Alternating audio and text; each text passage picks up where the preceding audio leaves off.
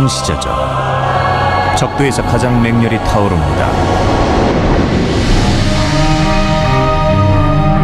다양한 동식물이 넘치는 이 지역은 3대륙 3대양을 가로질러 형성되어 있습니다. 적도는 단순히 지도 위에 그려진 한 줄의 지역이 아니라 지구의 생명력입니다.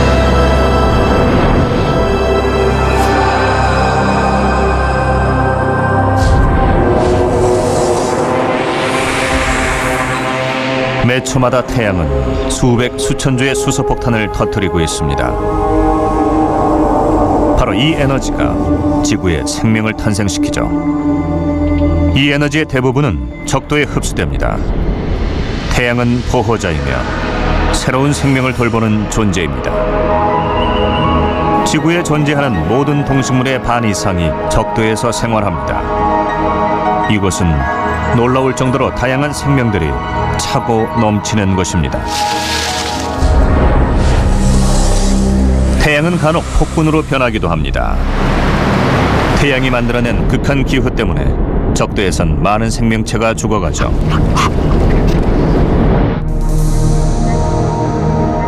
하지만 적도 부근의 생명체들은 태양의 횡포를 이겨낼 수 있는 방법을 터득했습니다. 적도의 하루는 놀라울 정도로 빠르게 시작됩니다. 초당 500m의 속도로 해가 떠오르죠. 12시간이나 지속되던 어둠은 해가 뜨면서 가라앉기 시작합니다. 12시간 동안 해가 뜨는 보르네오 섬의 새로운 하루가 시작되는 거죠.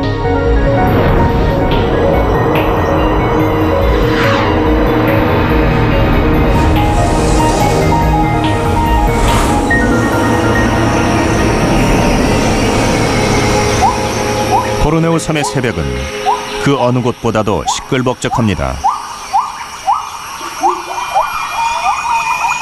긴파르 원숭이는 자신의 영역을 알리고 이성을 부르기 위해서 노래합니다. 그 소리는 2km 밖에서도 들을 수 있습니다.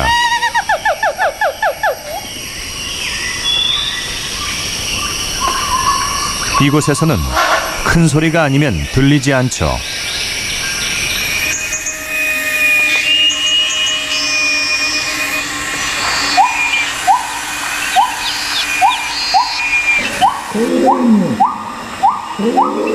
오랑우탄 수컷이 느긋하게 일어납니다.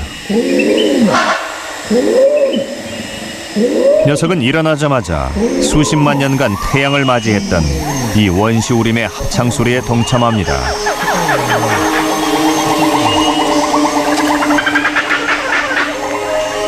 이곳에서는 나무가 동물의 삶을 지배합니다. 나무가 동물의 이동을 방해하기도 하죠. 아침을 먹기 위해서 긴파르 원숭이는 죽음을 각오하고 뛰어내려야 합니다.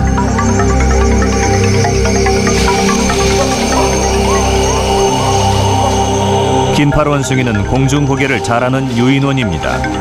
하지만 나무 사이를 뛰어넘어 다니는 것은 매우 위험한 일입니다.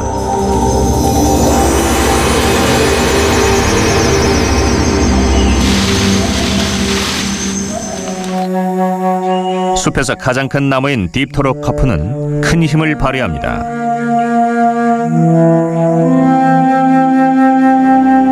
햇빛의 대부분은 거대한 우산 같은 구름에 의해 차단됩니다. 모든 생물은 말 그대로 구름의 그늘 안에 사는 거죠. 아침 해가 높이 떠오르면 딥토로카프가 제일 먼저 에너지를 흡수합니다. 지상에 가까워지면 햇빛은 수많은 나뭇잎에 가로막힙니다. 그 중간에는 수많은 종류의 난초가 있습니다. 너무 예민해서 온도가 약간만 떨어져도 바로 죽습니다.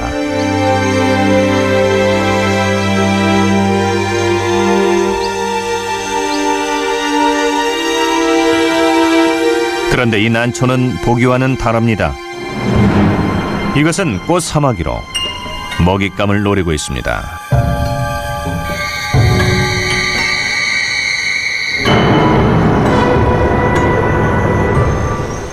의태는 포식자가 이 나무에 살고 있는 약 1000종의 곤충을 가장 쉽게 잡아먹을 수 있는 방법입니다.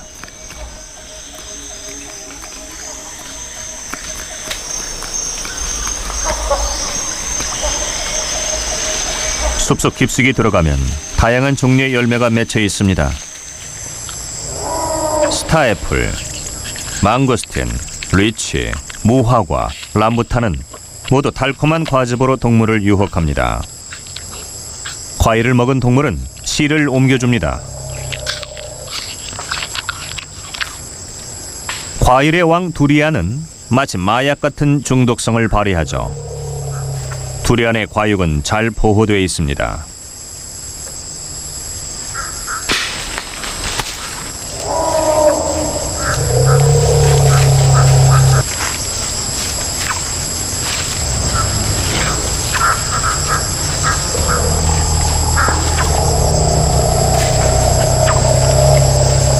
두리안의 적이 나타났습니다. 한 입에 껍질을 벗깁니다. 아시아 코끼리는 바라밀도 즐겨 먹습니다. 바라밀도 껍질이 두껍죠. 과육을 먹기 위해서는 몸무게를 이용해야 합니다.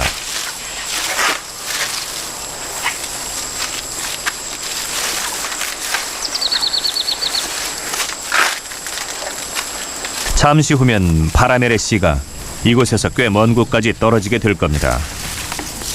그러니 이 숲에서 가장 힘센 동물이라 할지라도 결국엔 씨를 운반하는 심부름꾼이죠.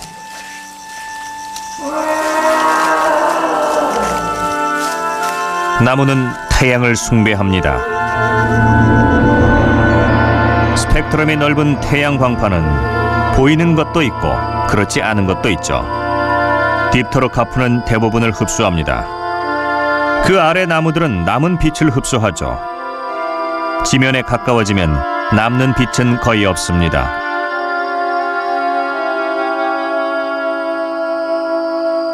이곳의 식물은 약광층에 삽니다. 햇빛의 1%도 안 되는 양으로 광합성을 해야 하죠. 하지만 가끔 햇빛을 그대로 모두 받을 때도 있습니다.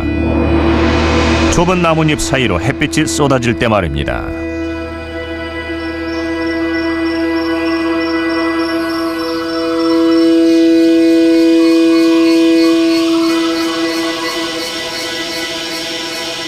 라플레시아에게 광합성 작용은 중요한 일이 아닙니다.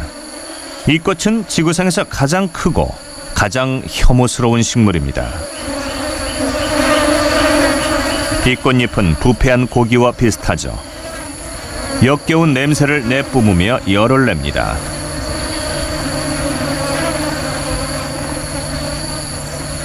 썩어가는 동물의 사체를 흉내내기 위해서죠. 꽃가루를 옮겨주는 파리는 절대 그냥 지나치지 못합니다. 이렇게 많은 에너지를 발산하는데 어떻게 살아남는 걸까요?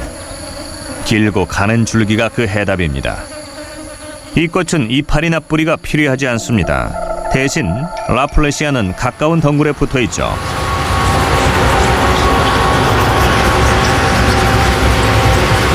이 꽃은 덩굴 식물에 기생하며 꽃실로 숙주의 영양분을 빨아먹습니다. 덩굴 식물은 높은 나무의 꼭대기까지 자라 그 잎을 통해 한낮의 햇빛을 잔뜩 흡수할 수 있습니다.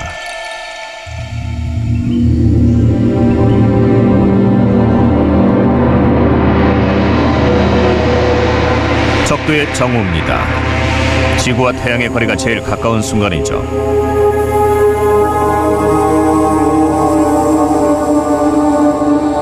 한낮에는 그림자가 짧습니다.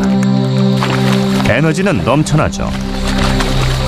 열기가 모든 것을 지배합니다. 콧불소는 진흙탕을 뒹굴며 열을 식힙니다. 진흙을 바르면 과열을 막을 수 있습니다. 이 순간 태양열은 거추장스러울 뿐입니다. 동물들도 사냥을 멈추고 쉽니다.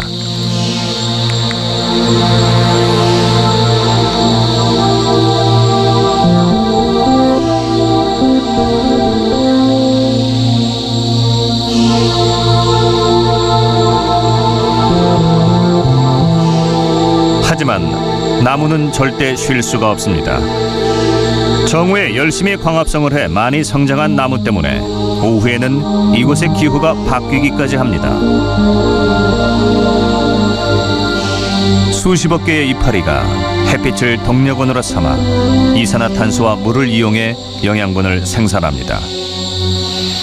매일 한 그루의 나무가 뿌리를 통해 흡수하는 물의 양은 수천 리터에 달합니다.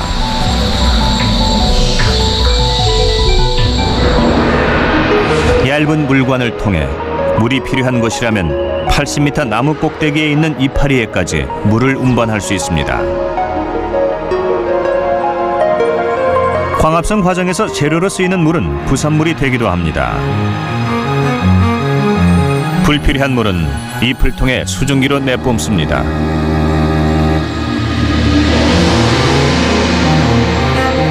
이런 수증기가 모여서 부피가 어느 정도 커지면 구름이 됩니다.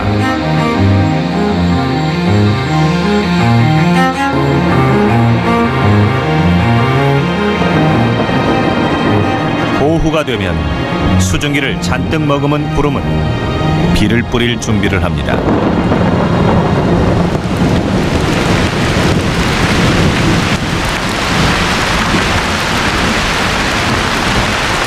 매일 내리는 이 비는 밀림을 이루는 나무와 적도의 태양이 함께 만들어낸 것입니다.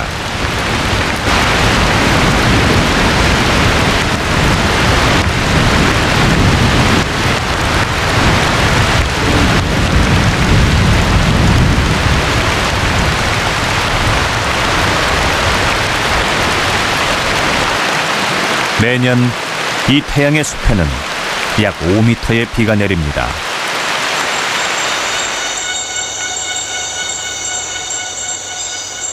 밀림의 저녁은 새벽만큼이나 빠르게 찾아옵니다. 은색 루뚱 원숭이가 늦은 저녁을 먹으러 내려옵니다. 하지만 해질녘은 위험한 때입니다. 아기 사슴은 주위를 살피고 원숭이는 망을 보고 있습니다.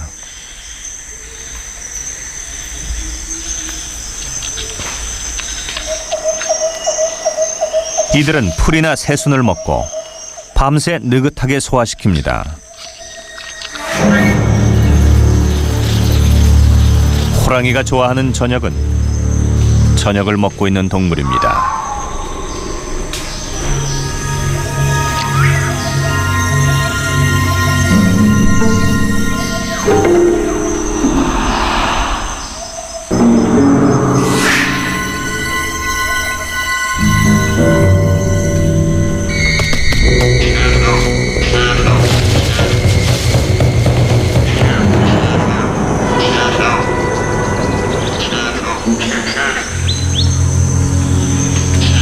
오늘 저녁 호랑이는 루뚱 원숭이로 배를 채웁니다.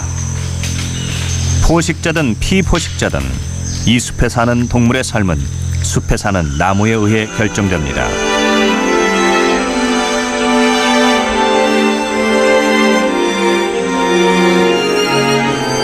이런 적도에 단 한 군데 나무가 없는 곳이 있습니다. 그곳에 살고 있는 포식자와 피포식자의 싸움은 더욱 치열합니다. 인도양을 지나 왼쪽으로 이동하다 보면 적도를 따라 형성된 구름띠가 보입니다. 태양열을 받아 수온이 증가하면서 대량의 수증기가 발생해 구름이 생성되는 곳이죠. 수증기는 매일 구름을 만들고 두터운 비구름이 될 때까지 더 많은 수증기를 빨아들입니다. 이 구름은 적도의 많은 특징 중 하나입니다. 하지만 아프리카 해변에 가까워지면 적도의 구름은 사라집니다. 구름이 없으니 동아프리카에는 비가 내리지 않습니다.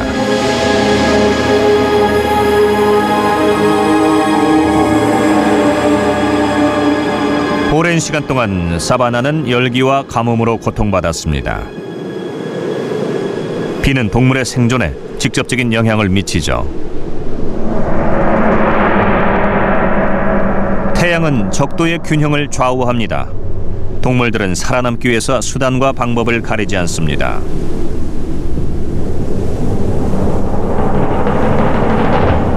독수리는 올라오는 열기를 타고 하늘을 납니다. 이들은 죽음의 메신저입니다.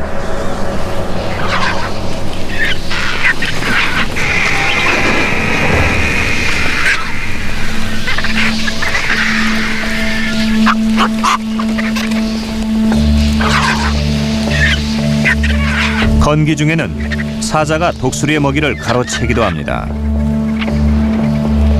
살아남으려면 어떤 기회든 잡아야 하죠.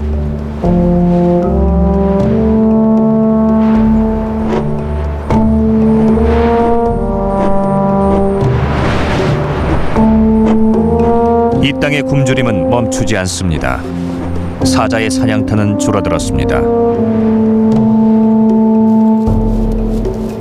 어미는 젖이 말랐고 새끼의 체력은 떨어졌습니다. 다 큰 사자는 일주일에 20kg의 고기를 먹어야 합니다. 그렇지 않으면 어미와 새끼가 모두 위험해집니다.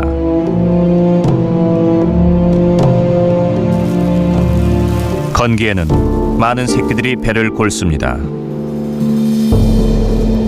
마찬가지로 배가 고픈 하이에나는 사자의 새끼를 노립니다.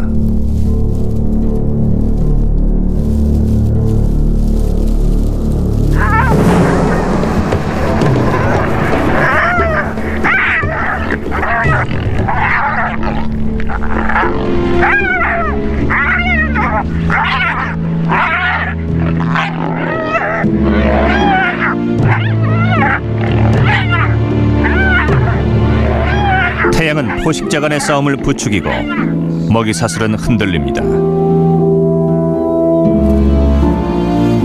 사바나의 건기에 남아있는 동물은 거의 없습니다. 하지만 상황이 곧 바뀌죠.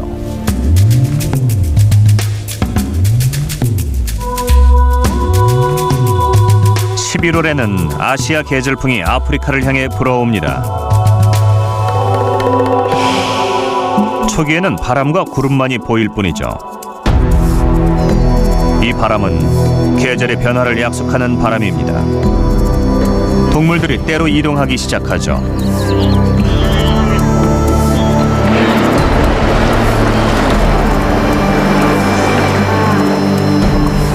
수십만 마리의 동물들이 기회를 잡기 위해 이 행렬에 뛰어듭니다. 이들은 본능 하나만 믿고 때로는 수백 킬로미터를 여행하기도 합니다.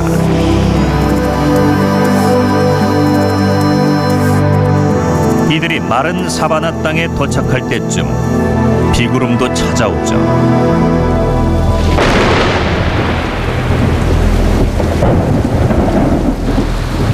우기는 갑자기 극적으로 찾아옵니다.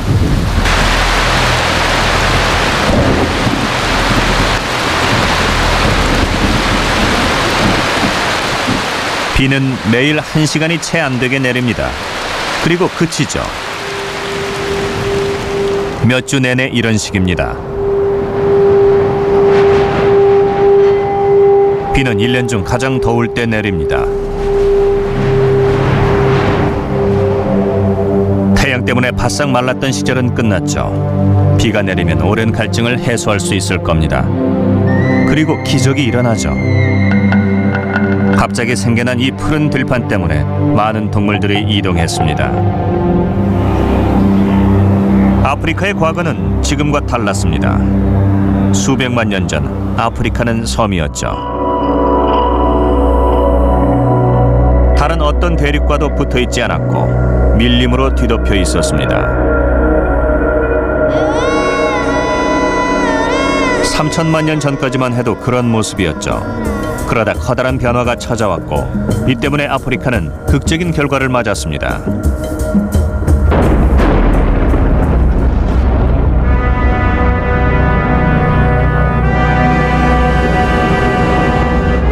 동아프리카 대륙은 갈라졌습니다. 느리지만 강력한 마그마의 힘이 거대한 골짜기를 만들었죠. 시간이 지나면서 5,000km에 달하는 동아프리카 지구대가 형성됐습니다. 에티오피아 산맥은 서쪽에서 오는 비구름을 막아버립니다. 지각 변동과 함께 수백 년 동안 이어진 기후 변화로 엄청난 양의 밀림이 사라지게 되죠. 그리고 천천히 초원이 펼쳐집니다.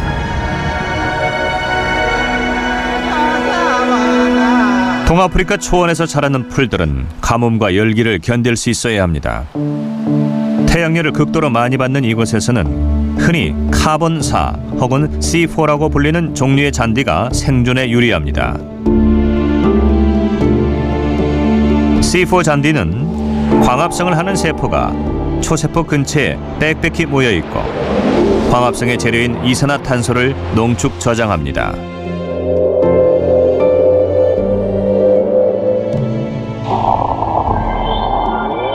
이산화탄소는 마치 엔진에 달린 터보 과급기와 같습니다.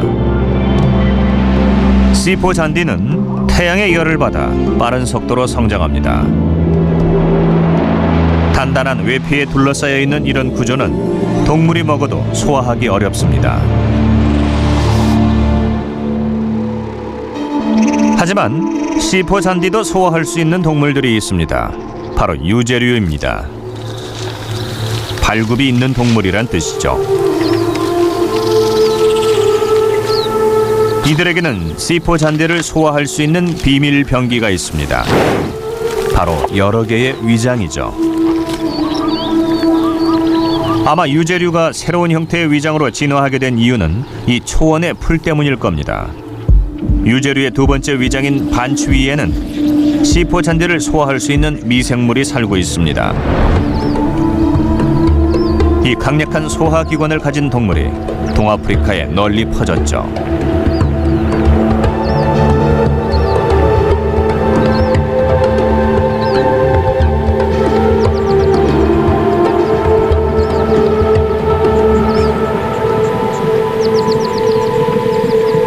아프리카에는 약 수백 종의 영양이 각자 다른 방식으로 살아가고 있습니다.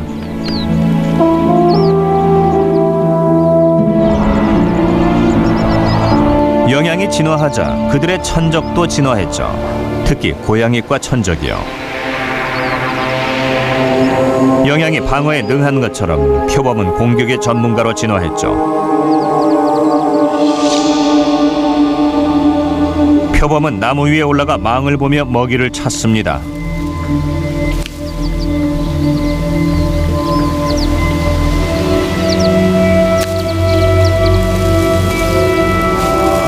숨죽여 이동하며 조심스럽게 사정거리 안으로 이동합니다.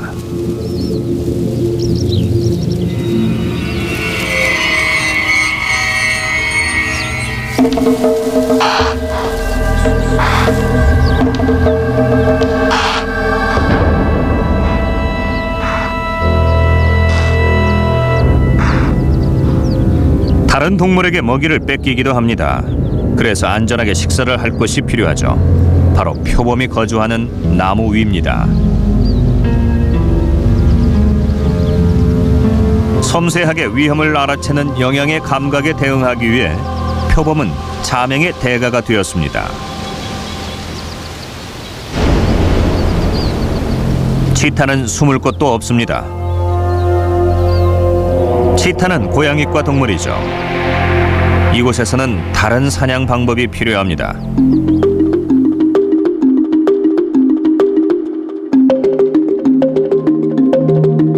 시간당 100km를 달릴 수 있는 치타는 지구상에서 가장 빠른 육지 동물입니다.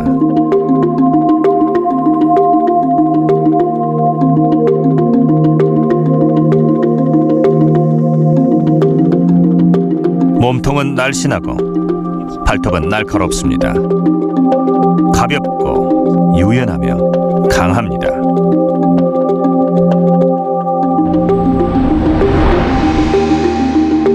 태양이 내리쬐는 초원에는 많은 수의 작고 빠른 가젤이 있습니다. 하지만 치타는 이들보다도 더 빨리 달리죠.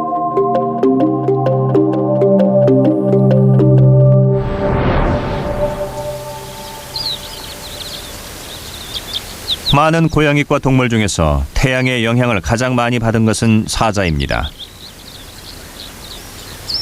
사자는 고양이과 중에서는 유일하게 뚜렷한 사회 구조를 형성합니다. 그리고 사바나에서 가장 덩치 큰 고양이과에 속하죠. 수컷 사자는 키 1m, 몸무게 200kg에 달합니다.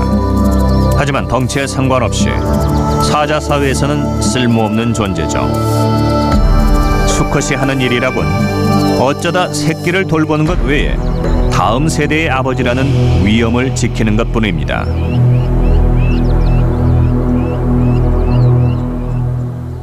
이들의 사냥법은 어미 사자에서 새끼 암컷으로 전해집니다.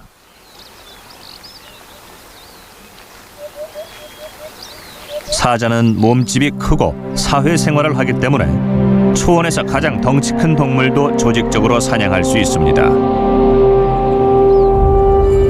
하지만 조직적이라고 항상 성공하는 건 아닙니다. 멀리서 지켜보고 있는 사자도 종종 보입니다. 사냥은 보통 어두울 때 시작하죠.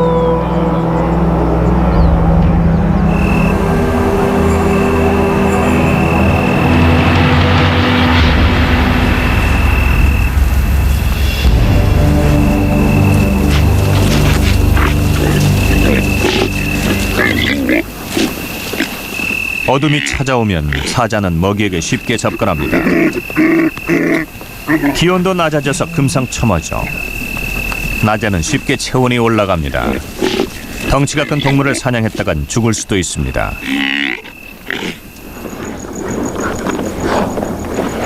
사자는 덩치 큰 초식 동물을 사냥하기 위해서 사회 구조를 가진 무리로 진화했습니다. 그들은 적도 지역의 가장 가혹한 환경에 맞서기 좋게 진화했죠. 동아프리카의 건기 말입니다.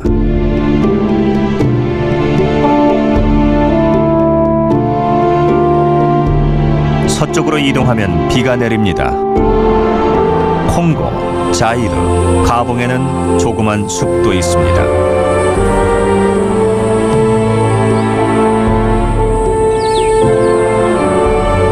그리고 이 숲에 사는 동물들은 마른 땅에 사는 동물과는 좀 다르죠.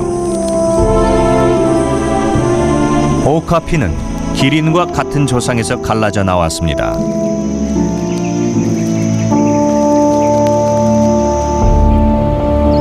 이곳은 작은 규모의 숲과 초원이 모여 있습니다.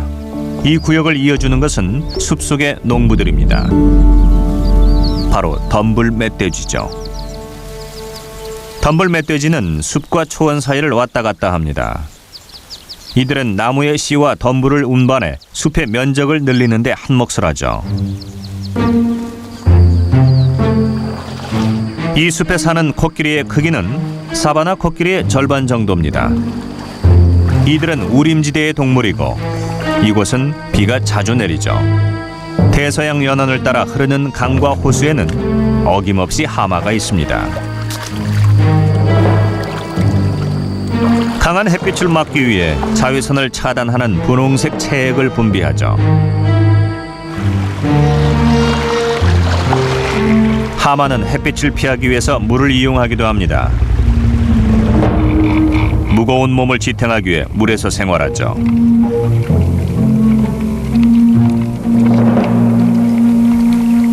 물의 도움으로 아프리카의 조상들도 직립보행을 할 수 있었을 겁니다. 서아프리카의 숲은 바이라는 늪지에서 끝이 납니다. 그곳에는 다양한 과육식물이 있죠. 서아프리카 로우랜드 고릴라는 과육식물을 먹습니다.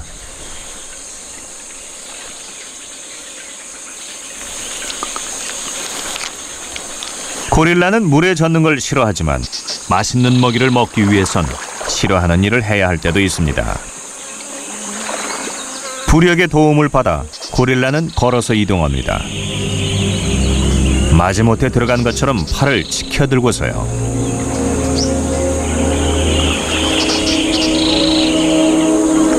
인류의 조상이 두 발로 걷기 시작한 곳도 적도 부근이었습니다. 바로 지금처럼 우리의 조상도 비틀거리며 발걸음을 옮겼을지도 모르죠. 적도 부근에서는 과감한 진화가 이루어졌습니다. 태양은 성장의 동력이 됐고 모든 생물들에게 생명력을 불어넣었죠. 풍부한 영양소 때문에 검은 물처럼 보이는 서아프리카의 강은 바다로 흘러들어갑니다. 그중 가장 큰 강은 위대한 콩고에 있습니다.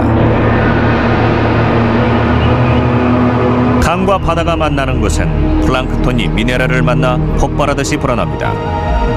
이 작은 식물의 성장에도 태양의 힘이 필요합니다.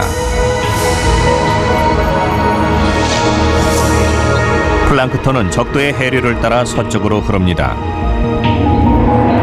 남아메리카에 가까워지면 따뜻한 멕시코 만류가 흘러들어오는 곳에 플랑크톤 생산지가 있습니다. 이 플랑크톤 무리는 아마존 강에서 흘러온 것입니다. 강의 입구가 정확히 적도에 위치하죠. 아마존은 지구상에서 가장 위대한 강입니다.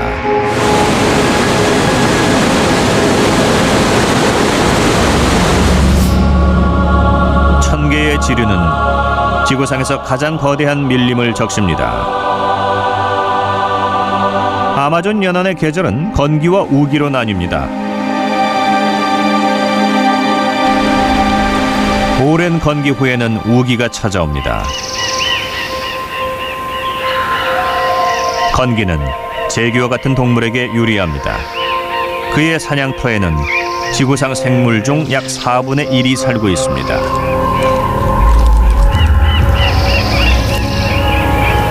하지만 제규어의 왕국은 갑자기 변했습니다. 반년 만에 아마조니아의 일부가 잠긴 것입니다.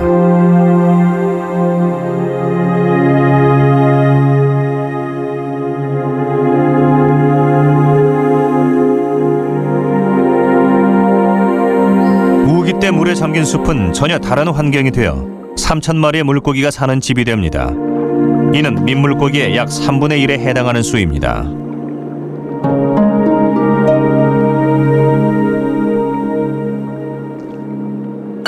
이 풍요롭고 폭넓은 강물은 자이언트 수달의 왕국이 됐습니다.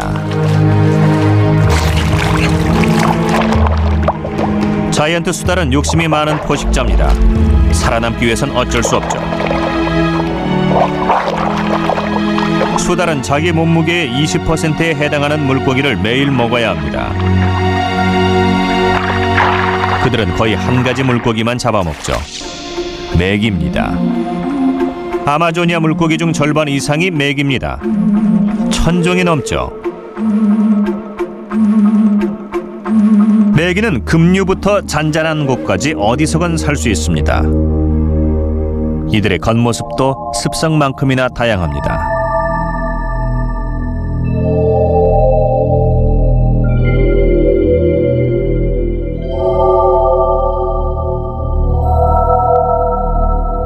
어떤 메기는 수십만 마리가 몰려다니기도 합니다.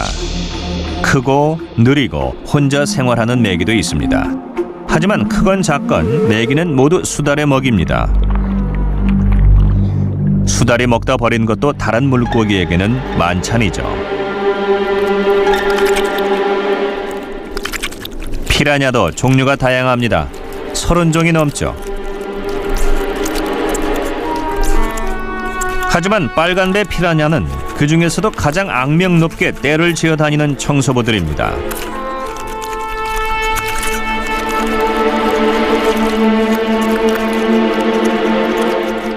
아마조니아에 있는 수많은 포식자 중에 피라루크만큼 인상적이고 큰 놈은 없죠. 다 자란 피라루크는 길이 3m, 몸무게 200kg에 달합니다. 지구상에서 가장 큰 민물고기지만 움직임은 빛처럼 무척 빠릅니다.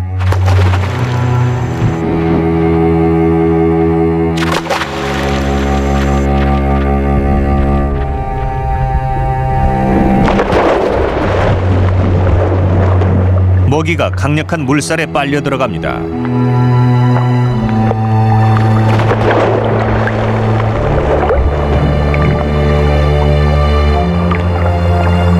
피라루크는 이 태양의 강에서 6천만 년 이상을 살아남았습니다.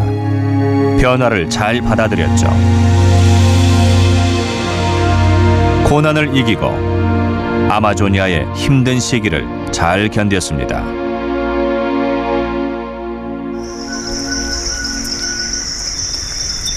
수중식물의 성장기가 끝이 났습니다. 여기 남아있는 먹이를 먹어치우는 초식동물이 있습니다. 해우 혹은 바다소는 코끼리와 친척입니다. 코끼리 같은 식성을 자랑하죠. 매일 몸무게의 10분의 1에 해당하는 음식을 먹어치웁니다. 마치 마지막 식사인 듯 먹어댑니다. 그렇습니다. 다가올 건기의 해우는 거의 아무것도 먹지 못합니다.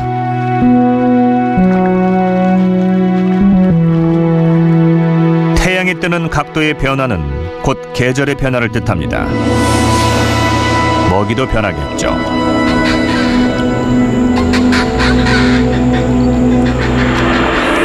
한동안 비가 내리지 않아서 수면이 낮아졌습니다.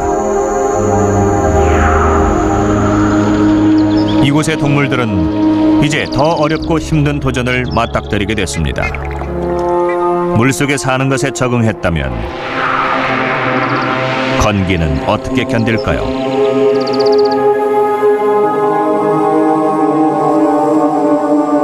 강물의 수위가 낮아지면서 많은 호수는 강바닥을 드러내고 말라갑니다. 두 현상은 동시에 찾아오죠. 자이언트 수달 가족은 연못 근처의 숲이나 굴에서 삽니다. 카이만은 움직임에 반응합니다. 카이만은 보통 성체는 건드리지 않죠. 새끼를 발견합니다. 가까이 다가갑니다. 너무 가까웠나 보군요.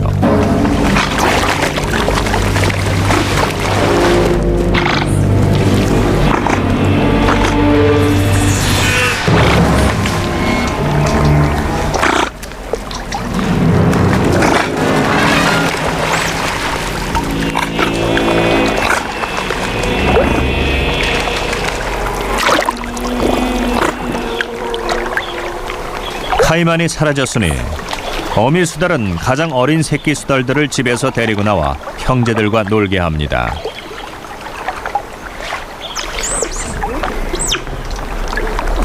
수달은 보통 계절이 바뀔 때에 맞춰 새끼를 낳습니다. 새끼들이 스스로 사냥할 수 있을 때가 되면 우기가 찾아오죠. 아직은 먼 이야기입니다.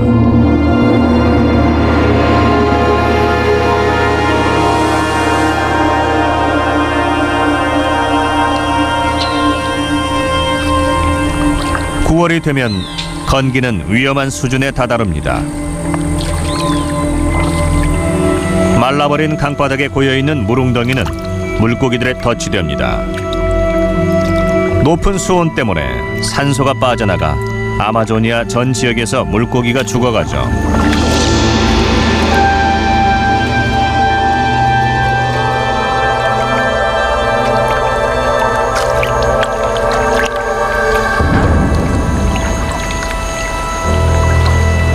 하지만 사방이 죽음에 둘러싸인 가운데에서도 생존자는 있습니다. 피라루크는 살아남기 위해서 오래된 방법을 사용합니다.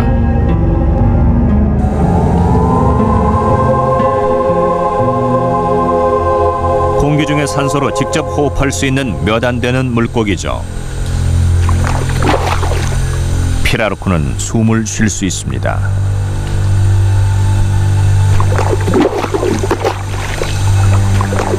심지어 숨을 쉬지 않으면 피라루크는 물에 빠져 죽습니다.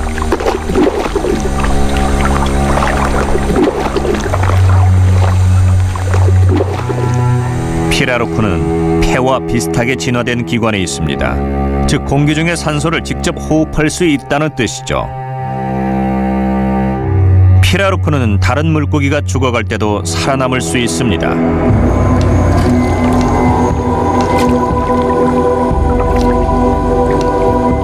사방이 죽음으로 가득합니다. 독수리도 가득하죠.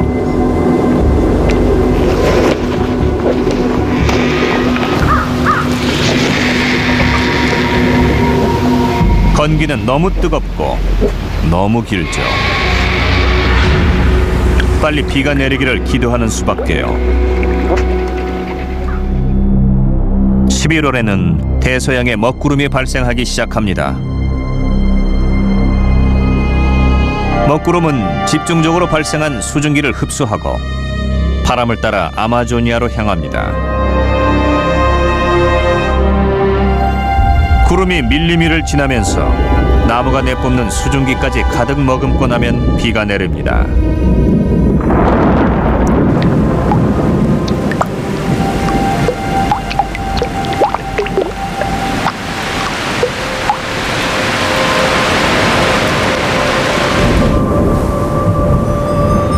서쪽에서는 비구름이 안데스 산맥이라는 거대한 장벽을 만납니다. 비구름이 산맥을 통과하면서 비나 눈으로 수분을 방출합니다. 이 물은 아마조니아로 흘러들어가죠.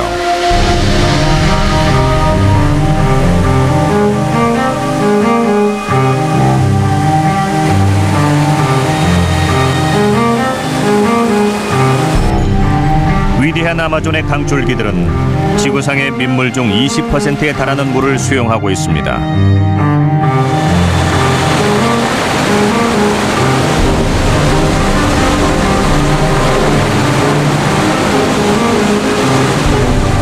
아마조니아는 라틴 아메리카의 북쪽 대부분을 통과하죠. 강바닥이 거의 완벽하게 평평하기 때문에 빠져나가는 물보다 차오르는 속도가 빠릅니다.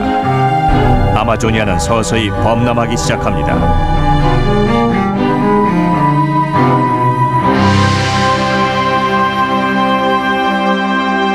이렇게 시작된 우기는 반년 동안 지속됩니다. 범람한 물줄기는 이곳의 삶을 완전히 바꾸어 놓았죠. 낯선 동물이 헤엄치고 있습니다. 나무늘보는 움직이는 것보다는 헤엄치는 것을 더 좋아합니다. 우기에 강은 안전합니다. 천적이 있지만 새로운 나무나 먹이, 짝짓기를 위해서 이동하려면 지금이 딱이죠.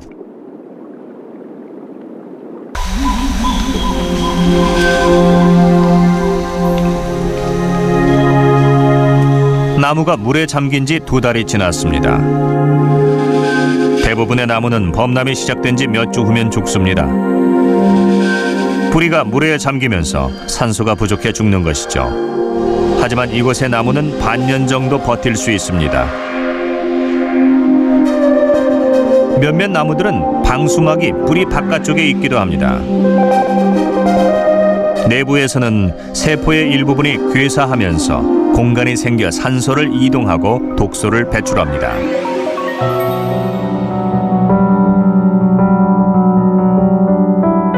나무는 범람에 완벽하게 적응했죠. 이런 극단적인 기후는 다른 생명체에게도 변화를 강요합니다. 범람이 시작되면 물고기들은 알을 낳습니다.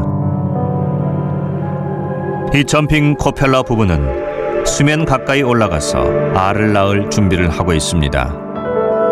이들은 이제 가장 진화된 방식의 번식법을 이용할 겁니다. 암수가 함께 수면 위 나뭇잎에 달라붙습니다. 지느러미를 빨판처럼 사용하죠. 몇 초 후 암컷이 떨어지고 잠시 후 수컷도 떨어집니다. 나뭇잎에는 몇 개의 알이 붙어 있습니다. 이 놀라운 산란법은 알이 잡아먹히지 않도록 고안해낸 것입니다.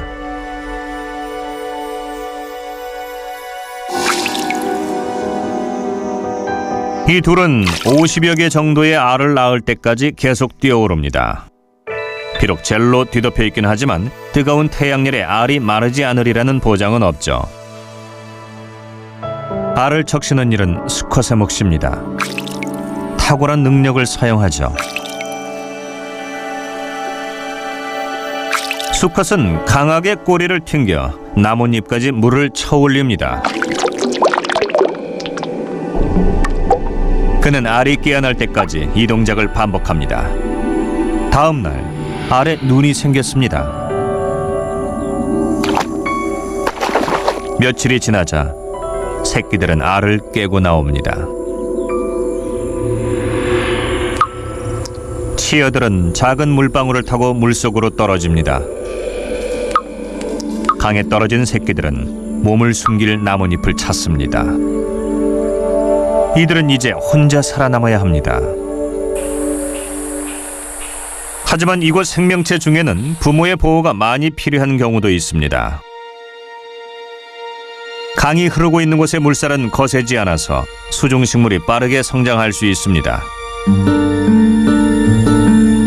그리고 이들은 곧 해우의 먹잇감이 되죠. 해우는 건기에 먹잇감을 찾지 못하기 때문에 우기에 잔뜩 먹어두는 겁니다. 금방 몸무게는 2배로 불어나죠. 이 암컷은 새끼를 데리고 있습니다. 새끼는 길이 1m에 몸무게 30kg까지 성장했습니다. 햇빛을 머금은 물속에서 새끼는 잘 자랍니다.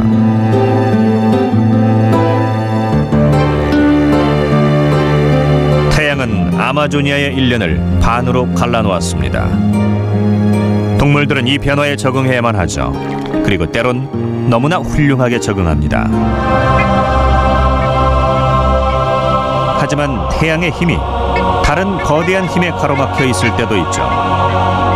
그러니 모든 생명은 변화에 적응해야 하고 더 큰 도전을 해야 합니다.